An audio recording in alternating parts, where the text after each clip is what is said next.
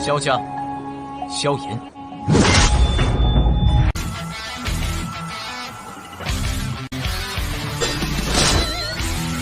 指缝中的光点燃了梦魇，站在天端俯瞰着世界无边无边。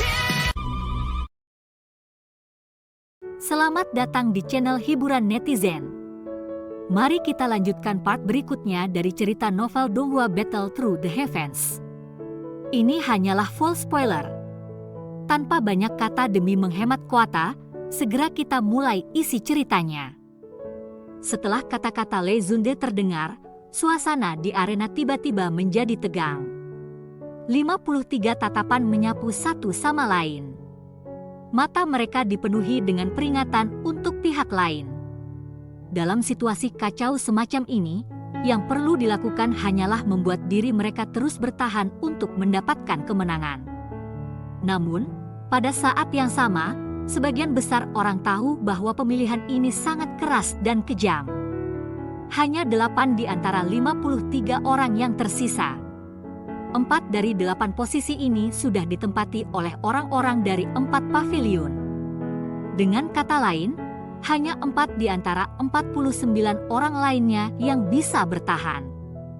4 dari 49. Seseorang dapat membayangkan seperti apa pertempuran intens yang akan meletus sebagai hasil dari metode penyaringan seperti itu.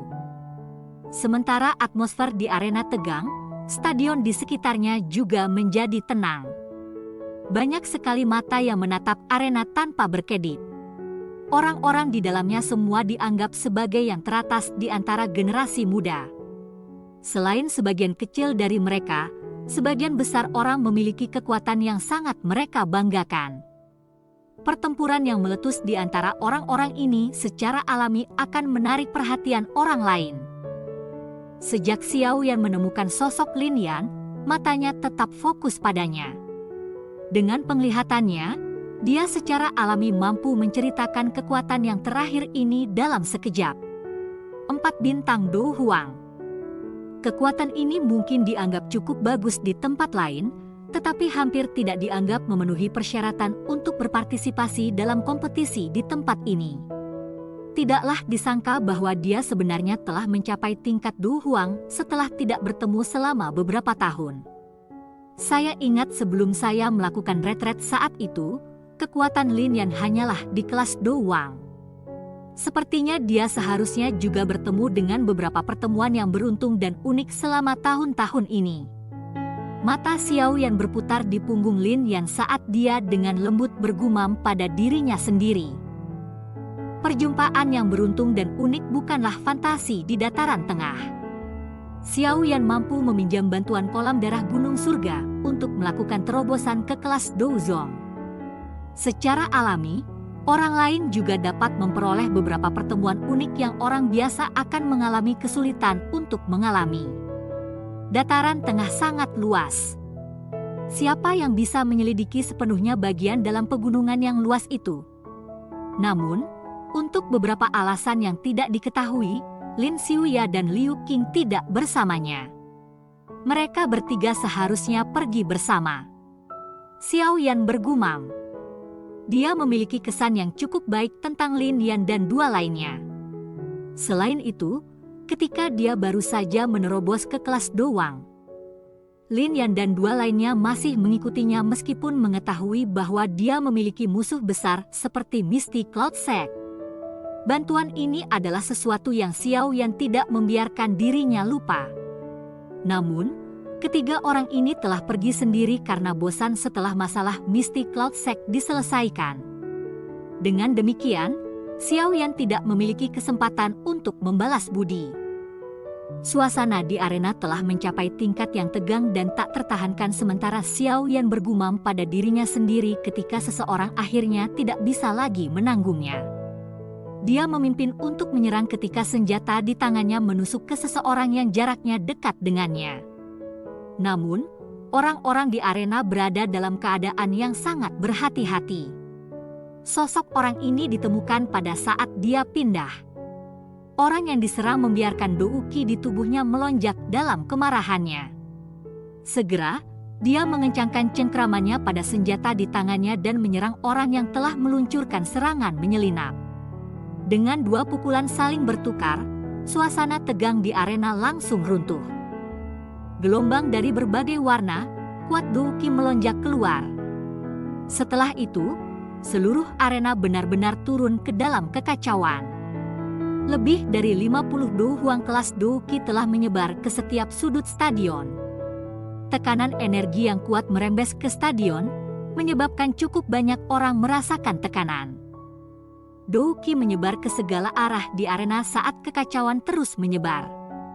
Pada saat ini, hampir semua orang di samping mereka adalah lawan mereka. Oleh karena itu, setiap orang bertindak seperti burung yang ketakutan.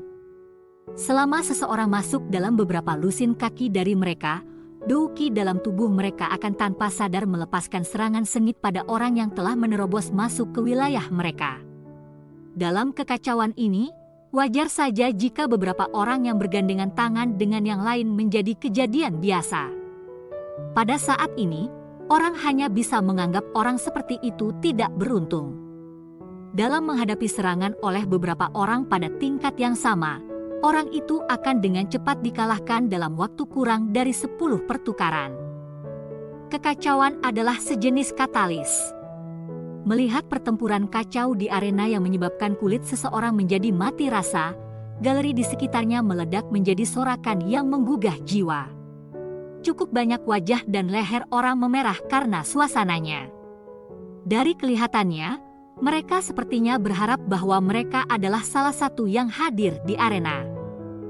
Gelombang suara yang memekakkan telinga menyebabkan Xiao Yan merasa cukup berdaya. Sebuah pikiran terlintas di dalam hatinya dan Douki menutupi kedua telinganya, benar-benar mengisolasi dia dari kebisingan. Tatapannya, di sisi lain, tetap fokus pada pertempuran yang kacau. Pada saat ini, arena telah jatuh ke dalam kekacauan total. Suara jernih Douki bertabrakan dan benturan pisau bergema di sekitar. Dalam situasi kacau ini, ada sejumlah orang yang terus-menerus memuntahkan darah dan mengundurkan diri meskipun orang-orang yang hadir adalah orang-orang yang kuat. Tempat ini terlalu kacau. Jika seseorang berhasil mempertahankan depan mereka, mereka tidak dapat mempertahankan punggung mereka. Musuh ada di sekitar mereka. Jika seseorang ceroboh, akan ada pukulan fatal menuju ke arah seseorang. Pisau tidak memiliki mata dalam kompetisi semacam itu. Terluka adalah masalah yang sering terjadi. Jika seseorang berteriak "aku mengaku kalah" tepat sebelum mengalami pukulan fatal, secara alami tidak akan ada langkah pembunuhan terhadap peluncuran melawan pecundang menurut aturan. Kekacauan berlanjut selama kurang dari 10 menit, tetapi ada lebih dari selusin pesaing yang terluka parah yang tidak memiliki pilihan selain meninggalkan arena. Lagi pula, jika mereka terus bertarung, itu tidak akan lagi hanya menjadi masalah cedera serius. Kekacauan di medan perang juga agak melebihi harapan Xiao Yan. Awalnya, dia berpikir bahwa kompetisi besar semacam ini akan memilih metode eliminasi 1 lawan 1 tradisional.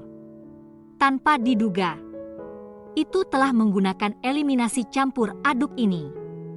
Karenanya, tidak hanya satu membutuhkan kemampuan, tetapi seseorang juga akan membutuhkan sejumlah keberuntungan. Bagaimanapun, bahkan seorang pahlawan akan jatuh setelah kalah jumlah. Bahkan jika seorang ahli di puncak kelas Do Hwang, hasil dari dia diserang dengan kejam oleh lebih dari selusin Do Hwang juga mungkin akan sangat menyedihkan.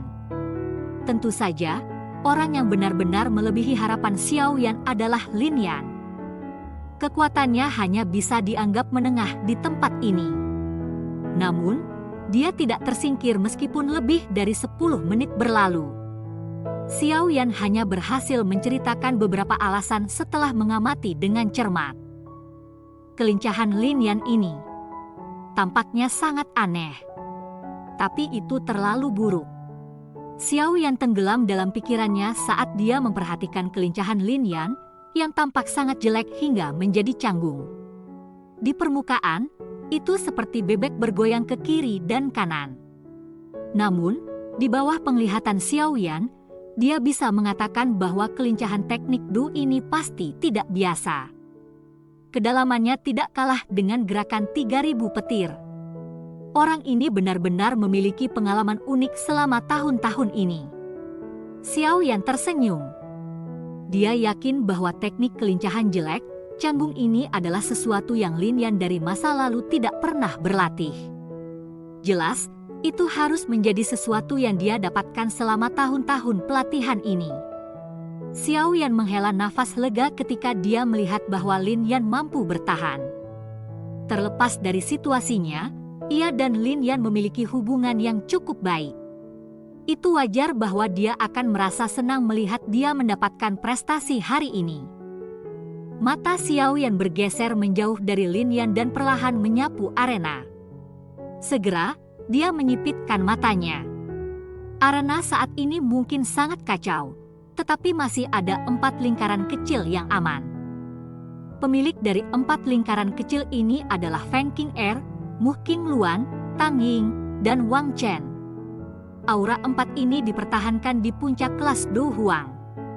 Wajah mereka dingin ketika mereka mempelajari medan perang yang agak kacau di sekitar mereka. Siapapun yang berani masuk ke wilayah mereka akan segera menerima serangan dahsyat.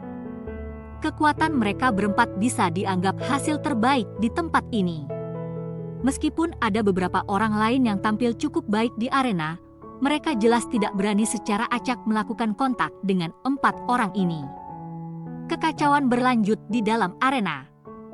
Itu pada dasarnya menjadi filter di mana orang-orang tersingkir. Mereka yang tersisa dengan cepat menjadi semakin sedikit. Mengikuti pengurangan cepat dalam jumlah, kekacauan di dalam arena secara bertahap berkurang, terutama kasus ketika hanya ada 11 orang yang tersisa di arena. Arena kacau segera menjadi sangat tenang. 11 orang tersebar di seluruh tempat. Sementara mereka terengah-engah, mereka juga saling mengawasi dengan hati-hati. Xiao Yan berseri-seri ketika matanya menyapu arena dan menemukan bahwa Lin Yan ada di antara mereka. Namun, orang terlemah dalam arena itu juga dia. Selain Feng Qing'er dan 3 lainnya, sebagian besar yang tersisa adalah 7 bintang atau 8 ahli bintang. Tentu saja, alasan dia bisa bertahan sampai sekarang terutama karena Do skill kelincahannya yang aneh. Menjadi unik, itu secara alami lebih mudah bagi Lin Yan untuk menarik perhatian orang lain. Ini adalah pertama kalinya di banyak pertemuan paviliun besar yang mana seseorang dapat bertahan hingga sekarang hanya dengan kekuatan dari bintang 4 Do Huang. Tentu saja, keberuntungan seperti itu secara alami tidak akan terus menemani Lin Yan. Setelah 11 orang di arena beristirahat sebentar, 10 orang lainnya segera mengalihkan tatapan mereka ke arahnya dengan niat jahat. Seorang pria berbaju merah di antara mereka, yang telah mencapai kekuatan 8 bintang Do Huang, menginjak tanah. Tubuhnya melesat lurus ke arah Lin Yan seperti panah. Melihat bahwa ia telah menarik perhatian 8 bintang Do Huang, ekspresi Lin Yan tanpa sadar berubah. Kelincahan aneh itu dilepaskan saat dia secara sempit menghindari serangan sengit yang datang. Pada saat yang sama, langkahnya juga cepat mundur. Pria berjubah merah itu tertawa dingin setelah usahanya sia-sia. Pisau besar di tangannya ditarik sampai banyak gambar muncul. Tubuhnya bergerak dan dengan cepat mengejar seperti belatung di tulangnya. Pedang tajam di tangannya memaksa Lin Yan menarik kembali. Xiao Yan sudah berdiri di atas kayu perak. Matanya menyipit saat dia memperhatikan Lin Yan, yang luput dari waktu ke waktu lagi. Dia tidak akan menonton Lin Yan mati dari pedang orang lain. Jika sampai pada titik kritis, dia secara alami akan campur tangan dan menyelamatkannya. Tapi, ada yang salah. Mata Xiao Yan dengan tegas menatap 2 di mana satu mengejar dan yang lainnya melarikan diri. Alisnya tiba-tiba merajut bersama. Pria berbaju merah itu memiliki beberapa kesempatan untuk melukai Lin Yan sebelumnya, tapi dia tidak menyerang. Dari kelihatannya, sepertinya dia sengaja mengejar Lin Yan. Mata Xiao Yan terkonsentrasi saat ia merenung sedikit. Segera, tatapannya berhenti di seorang pria berjubah kuning dengan wajah dingin yang paling dekat dengan Lin Yan. Orang ini tidak asing dengan Xiao Yan karena dia adalah Wang Chen dari Paviliun Musim Semi Kuning. Pada saat ini, dia seperti ular berbisa ketika dia melihat Lin Yan mendekati wilayahnya. Sudut mulutnya menunjukkan ekspresi seram. Orang itu berencana memaksa Lin Yan masuk ke jangkauan menyerang Wang Chen. Hati Xiao Yan menjadi dingin. Orang ini benar-benar ganas. Dia berpikir untuk menggunakan orang lain untuk melakukan perbuatan kotornya. Tepat ketika Xiao Yan telah menemukan niat pria berbaju merah, Lin Yan, yang dengan cepat menarik diri, akhirnya mengambil langkah ke dalam jangkauan menyerang Wang Chen. Rasa dingin melonjak ke jantung Lin Yan ketika kakinya melangkah ke dalam jangkauan. Segera, dia melihat pria berpakaian merah di depannya tersenyum sinis saat dia dengan cepat ditarik kembali. Sudut matanya melayang hanya untuk melihat pilar berwarna hitam yang berisi sejumlah besar niat membunuh yang menembak ke tenggorokannya seperti ular berbisa. Berhenti, saya mengaku kalah. Lin Yan merasa hatinya segera mati rasa ketika melihat serangan pilar berwarna hitam ini. Kesenjangan antara Wang Chen dan dia benar-benar terlalu hebat. Bahkan dengan bantuan kelincinya, dia bukan tandingannya. Namun, Wang Chen hanya tertawa di wajah teriakan Lin Yan. Dia adalah orang yang haus darah muncul di tangannya. Bagaimana mungkin dia menarik serangannya?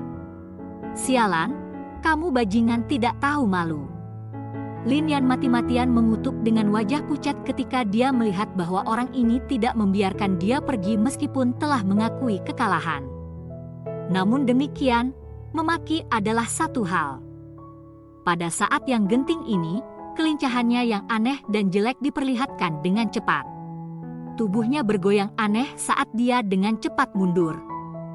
Pilar hitam ditembakkan seperti ular berbisa, menyerang bahu Lin Yan. Lin Yan segera memuntahkan seteguk darah segar setelah menderita pukulan berat ini.